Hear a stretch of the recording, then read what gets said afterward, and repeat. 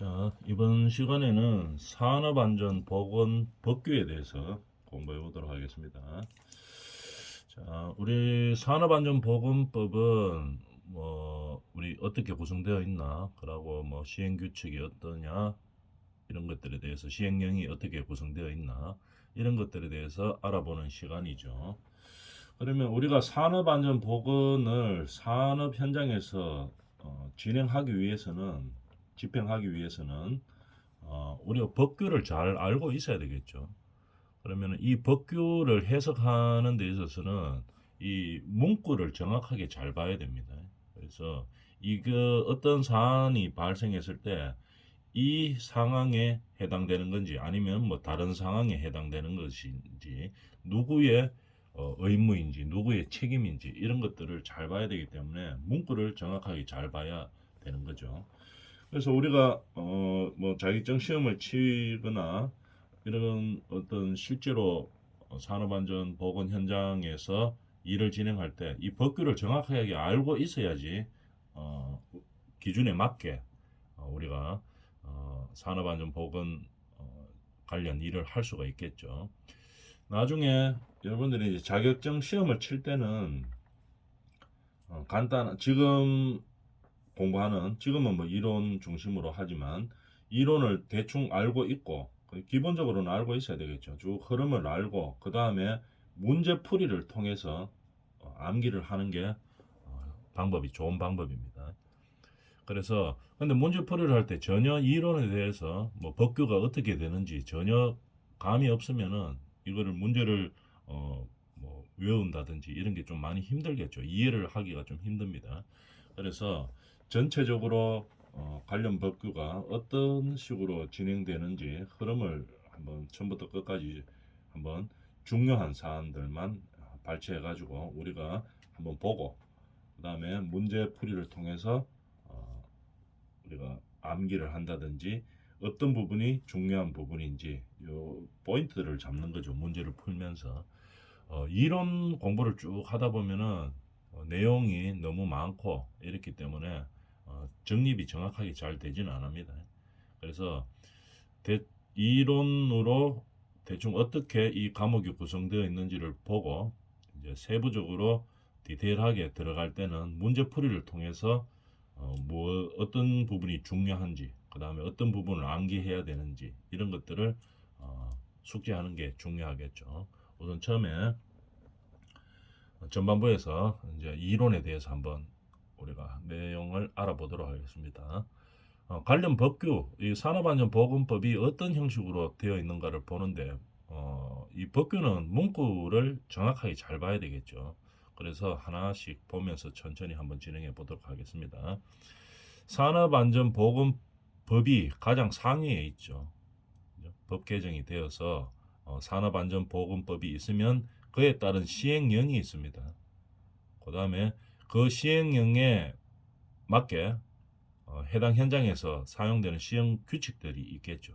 이런 식으로 상위법, 하위법으로 구성되어 있습니다. 가장 위에 있는 상위법이 뭡니까? 산업안전보건법이 되겠죠. 자, 그러면 요거에 대해서 한번 진행을 해보도록 하겠습니다. 산업안전 용어의 정리에 대해서 한번 알아보죠. 법 2조로 되어 있죠. 용어의 정리. 일단 용어부터 좀 알아야 되겠죠. 많이 나오는 용어들이 무엇을 의미하는가 이거에 대해서 한번 봅시다. 산업재해라고 하면은 어떤 것을 말하는가 한번 볼까요? 노무를 제공하는 자가 노무를 제공하는 겁니다.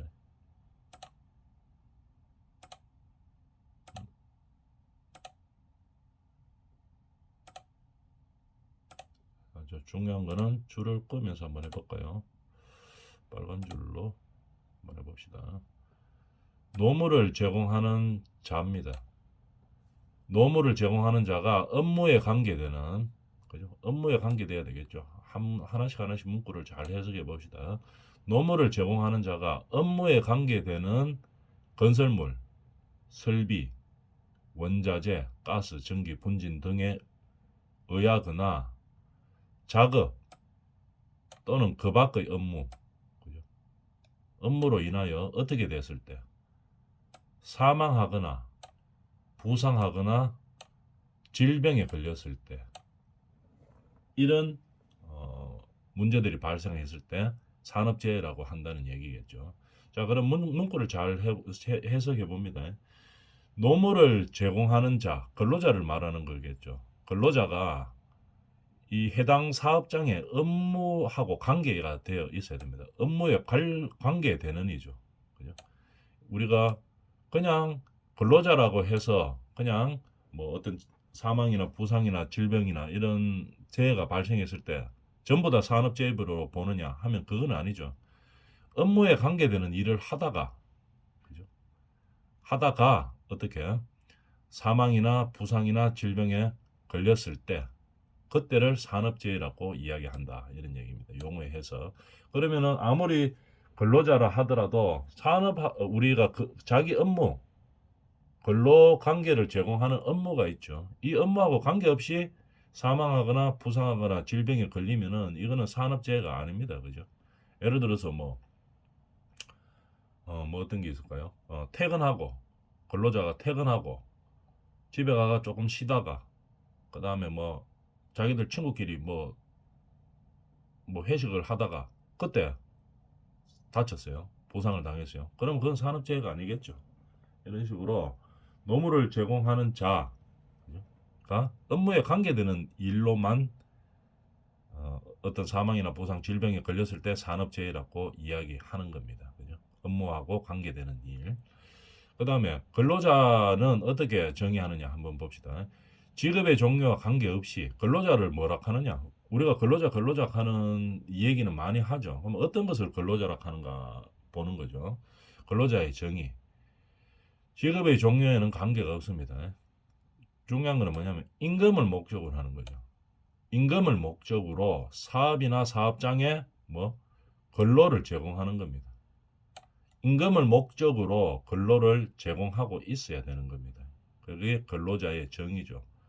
예를 들어서 친분이 있어가지고 내가 내 친구 사업장에 가서 일을 좀 해주는데 임금을 안 받았어요. 그죠? 그러면 이게 근로자라고 볼 수는 없습니다. 그죠? 근로자는 임금을 목적으로 근로를 제공하고 그 다음에 사업주의 지시를 받는 거죠.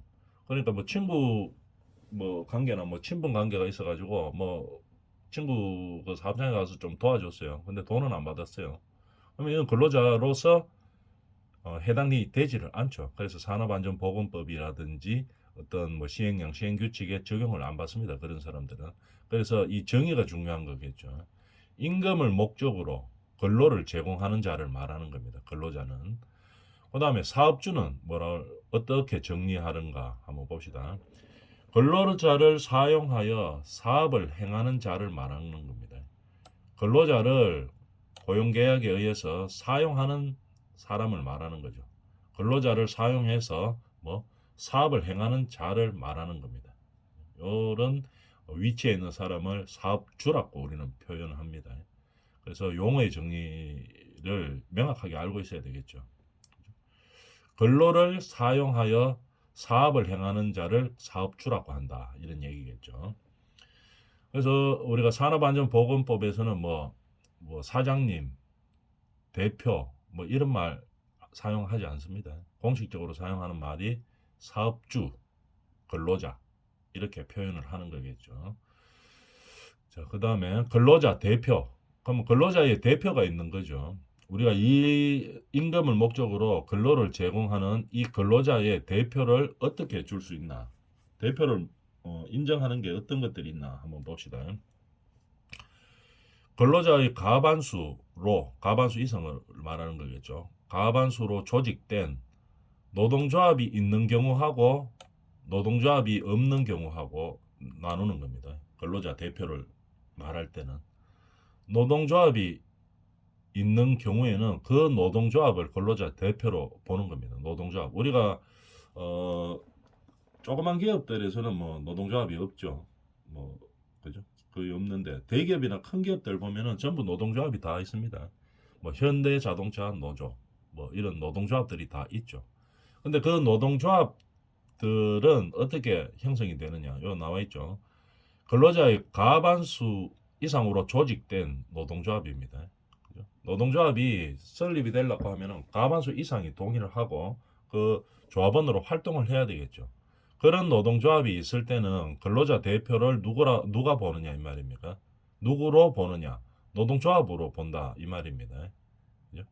그래서 우리가 뭐에서 파업 같은 게 일어나죠. 그죠? 노동 현장에서 파업이 일어났을 때 노사가 뭐 어떤 협의점을 찾고 일할 때 그죠? 노사가 만날 때 노동자 대표가 누구로 옵니까? 노동조합이 있는 경우에 노동조합에서 오는 겁니다. 그러면 여기서 결정을 하면 모든 조합 아닌 노동자도 있죠. 그 사람들까지 다 포함해서 결론을 인정하는 걸로 이제 이렇게 봐주는 거죠. 노동조합이 있는 경우에는 그 노동조합을 근로자 대표로 보는 겁니다. 그럼 근로자가 노동조합이 없는 경우도 있죠. 근로자들이 노동조합이 없는 경우에는 어떻게 하느냐? 근로자의 과반수를 대표로 하는 자, 과반수를 대표로 하는 자. 그러니까 뭐 투표를 하든지 뭐 그렇게 하겠죠. 이렇게 해가지고 대표를 선출해야 됩니다. 근로자 대표를. 그래서 근로자 대표의 용어 정의에 대해서 보는 거죠. 노동조합이 있는 경우와 없는 경우. 노동조합이 있는 경우는 누가 한다? 노동조합 자체를 근로자 대표를 보는 겁니다. 조합장이 있겠죠. 노동조합이면 그 조합장이 노동조합을 대표로 하고 있는 거겠죠. 노동조합이 대표가 되고 그 노동조합의 조합장이 대표권을 행사를 하겠죠. 그렇게 근로자 대표로 봐준다 이런 얘기입니다. 노동조합이 없는 경우에는 뭐 과반수를 뭐 투표를 통하든지 해가지고 과반수 이상을 대표로 하는 자를 근로자로 본다 이런 얘기겠죠. 그 다음에 작업 환경 측정. 지금 용어 정리를 하는 겁니다. 많이 나오는 용어들에 대해서 정확하게 용어를 알고자 하는 거겠죠. 작업 환경 측정에 대해서 한번 볼까요? 작업 환경, 우리가 사업장에는 그 사업장마다 특이한 상황에 작업 환경이 있겠죠. 그 작업 환경의 실태를 파악하고 하기 위하여 해당 근로자 또는 작업장에 대하여 사업주가 측정 계획을 수립한 후, 그죠? 누가 측정 계획을 작업 환경 측정 계획을 세웁니까? 사업주가 생기는 거죠. 사업주가 측정 계획을 수립하는 겁니다. 사업주가 해당 사업장의 측정 계획을 수립하는 거죠. 시험에 이제 이렇게 나오겠죠. 다음 중 뭐 내용이 틀린 것은 작업 환경 측정을 측정 계획을 수립하는 자는 뭐 1번 안전관리자이다. 2번 뭐 보건관리자이다. 3번 사업주다. 뭐 이렇게 나오겠죠.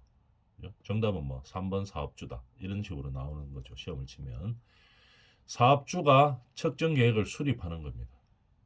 한 후에 뭐하냐? 시료를 채취하고 분석 평가하는 것을 말한다. 이 말입니다. 작업 환경 측정은 누가 한다? 사업주가 하는 겁니다. 왜? 작업 환경의 실태를 파악하기 위해서 하는 거겠죠. 어떻게 하느냐? 시료를 채취하고 분석 평가하는 거죠. 사업주가 직접 못하니까 누군가를 뭐 고용하겠죠. 이 작업 환경 측정을 하기 위해서 이런 형식으로 구성되는 겁니다. 측정 계획을 수립하는 자는 누구다? 사업주다. 물론 사업주가 자기가 직접 못해서 고용했는 사람, 이 행위를 하기 위해서 작업 환경의 측정이나 계획을 수립하기 위해서 고용하면 사업주가 했는 걸로 봐주는 거죠. 그래서 작업 환경 측정은 사업주가 한다 하는 것을 알아놓으면 되겠습니다. 그 다음에 안전보건 진단. 왜 하느냐? 산업재해를 예방하기 위해서죠. 산업재해를 예방하고 그 다음에 근로자의 건강보호를 위해서 하는 거겠죠. 산업재해, 근로자의 건강보호를 한다는 이유도 산업재해를 예방하기 위한 부분의 전체의 큰 틀 안에 들어가는 거죠. 그래서 총칭하면은 산업재해를 예방하기 위한 겁니다. 안전보건진단은 왜 하느냐? 산업재해를 후처리하려고 하는 게 아니고 예방하기 위해서 하는 거죠. 예방하기 위해서 잠재적 위험성을 미리 발견하고, 그죠? 그래서 우리가 위험성 평가를 하는 이유가 그거죠. 이 현장에서는 여러 가지 항목들이 있습니다. 위험성 평가는 뭐 우리 나중에 강론 과정에 들어가면은 뭐 자세하게 배우겠지만, 위험성 평가하는 방법에 대해서 배우겠지만, 위험성 평가는 뭐 이렇게 간단하게 보면 이렇게 보는 겁니다. 왼쪽 가로 쪽으로는 발생할 위험 가능성 높은 거 순위를 쭉 정하고, 세로 쪽으로서는 발생 가능한 빈도라든지 뭐 횟수라든지 이런 것들을 평가해 가지고, 이 사업장에서는 이러한 재해가 발생할 위험성이 높다, 이러한 재해를 발생할 위험성은 낮다, 이거를 평가하는 거겠죠. 그런 것들 위험성 평가라고 이야기하는 겁니다. 그런 자세한 것들은 우리가 해당 과목 수업 진도 나갈 때 배우도록 하고, 잠재적 위험성을 일단 발견하는 겁니다. 발견해서 어떻게 하려고? 위험성 발견하고, 그 다음에 발견하고 나면 뭡니까? 개선 대책을 수립을 하는 게 목적이죠. 개선 대책의 수립을 목적으로 고용노동부 장관이 지정하는 자가 누가 합니까? 안전보건진단은 아무나 못하죠. 내 하고 싶다고 해가지고 그냥 위험성 평가하고 그 다음에 개선 대책 수립하고 하는 게 아니고, 노동부 장관이 지정하는 자가 실시해야 되는 겁니다. 누가, 그러니까 시험 치면 나오겠죠. 뭐 이래가지고 위험성 발견하고 개선 대책을 수립할 때 누가 지정하는 자가, 뭐 1번 고용노동부 장관, 뭐 2번 뭐 대통령, 뭐 3번 뭐 시도지사 지정하는 자, 뭐 이런 식으로 바꾸겠죠. 요게 바꿀 수도 있고, 아니면은 뭐 요런 내용들을 바꿀 수도 있고, 요런 고용노동부 장관이 지정하는 자가 실시하는 조사 평가를 말하는 겁니다. 그러면 고용노동부 장관이 지정하는 자가 그럼 누구냐? 이렇게 되겠죠. 위험성 평가를 예를 들어 보면은 위험성을 평가를 할 수 있는 전문 인력들이 있습니다. 전문가 양성 과정에서 그 양성 과정을 수료하고, 그 다음에 일정 시험을 쳐서 합격하고 했는 사람들에게 자격을 부여해 주는 거겠죠. 그런 사람들이 해당 사업장의 위험성을 평가할 수 있는 겁니다. 산업안전공단에서 하고 있죠. 이 고용노동부 장관이 지정하는 자 교육을, 이 지정하는 자가 되기 위해서 교육을 산업안전공단에서 진행하고 있습니다. 그래서 산업안전공단에서 교육하는 그 교육을 이수하고, 그 다음에 일정 자격 시험에 합격하면 위험성 평가를 할 수 있는 위험성 전문가 자격증을 줍니다. 위험성 평가할 수 있는 전문가 자격증을 주면 그걸 가지고 어떻게 합니까? 위험성 평가를 받아야 되는 업체들이 많이 있죠. 그죠? 법으로 정해놨습니다. 뭐 몇 명 이상의 사업장은 1년에 한 번씩 뭐 위험성 평가를 받아야 된다. 누가 합니까? 고용부 장관이 지정하는 자. 예를 들어 보면은 위험성 평가를 예를 들면 뭐